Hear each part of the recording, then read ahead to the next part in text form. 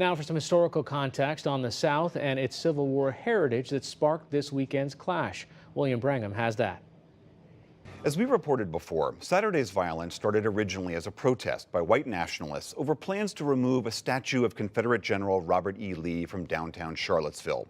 For more on how we continue to struggle with the legacy of the Civil War, we turn to historian and author Edward Ayers. He's written a number of books on the Civil War and the South and spent many years on the faculty at the University of Virginia in Charlottesville. He was also president of the University of Richmond from 2007 to 2015. He joins us from the site of this weekend's violence, where a memorial to victim Heather Heyer has spontaneously appeared. Welcome, Mr. Ayers, to the NewsHour. I wonder, before we get to the past, I wonder if you could just give me your reaction to this weekend's events. Well, for somebody who lived here for 27 years and raised your children here and enjoyed this beautiful small city, it's both heartbreaking and hard to believe. Obviously, as we had mentioned before, Saturday's protest began by these white nationalists who were protesting the plans to remove the Robert E. Lee statue. And I wonder if you could just give us a sense, why were these statues, there's hundreds of them all over the country, why were they first erected and who put them up? Well, as you say, they are all over the country. There are, obviously, the Confederate statues are concentrated in the former states of the Confederacy. Some memorials to fallen Confederate soldiers began immediately after the Civil War, but what we think of as these Confederate statues are really much more a product of the 1890s to World War I period.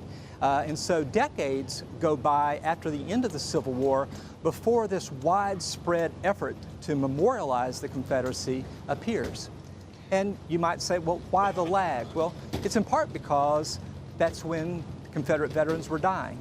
And their daughters, United Daughters of the Confederacy, took main responsibility for making sure that they were not forgotten. And so they raised money in small towns and large cities all across the South to put up these memorials to the Confederate soldiers. Sometimes they were grand, such as the one that was put up in Richmond in 1890 that required 10,000 people to pull it by rope up from the James River as it arrived from Europe, all the way to the little solitary soldiers that stand in front of isolated courthouses all across the South. So how do you suggest that we are to reconcile with this past? Because to many people, they look at the statues like this one in Charlottesville of Robert E. Lee and hundreds others, and they see a monument to men who not only owned slaves, but fought tooth and nail to protect the institution of slavery. What are we to do with that past? Well, you know, for most of the past that we've had since then, white Southerners had told themselves a story in which slavery did not play a leading role in this, as unlikely as that seems to us now. The story was that men like Robert E. Lee had risen up to fight against a tyrannical federal government that was trying to take away its rights of the states and had fought a valiant cause against much larger forces and had lost, and when they did, laid down their arms in a gentlemanly way. So slavery basically was written out of the story until relatively recently.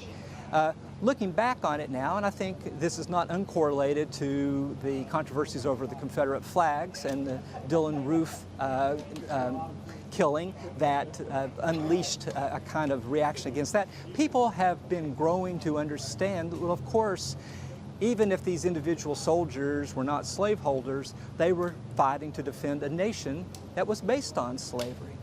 And one thing to think about is, forget about for a moment whatever might have motivated these men to have fought. The fact is, had they won, you would have had an independent nation overseeing the largest and most powerful system of slavery in the modern world. So that's one way to think about it. But I think that what these statues tell us is that people remember what they want to remember, and then they see what they want to see. Do you think that there is a way that we can keep any of these monuments but wrap them in enough context so that a modern audience can appreciate what they stand for? Because there are so many people around the country who now argue, take them all down.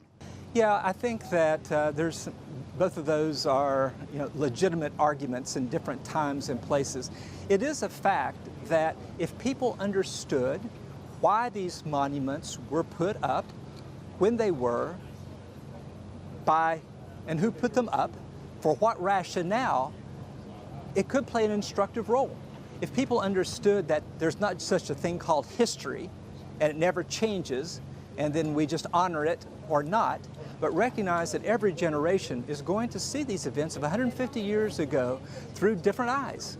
And through the generations since the Civil Rights Movement, it's harder and harder for the older story of the Confederacy as merely a defense of states' rights against the federal government to stand. But as we've seen, some people want to hold on to that story for their own purposes today. So can the monuments speak to us? Yes, they can. But you have to be very careful about recognizing the story that they tell. All right, Edward Ayers, thank you very much. Thank you.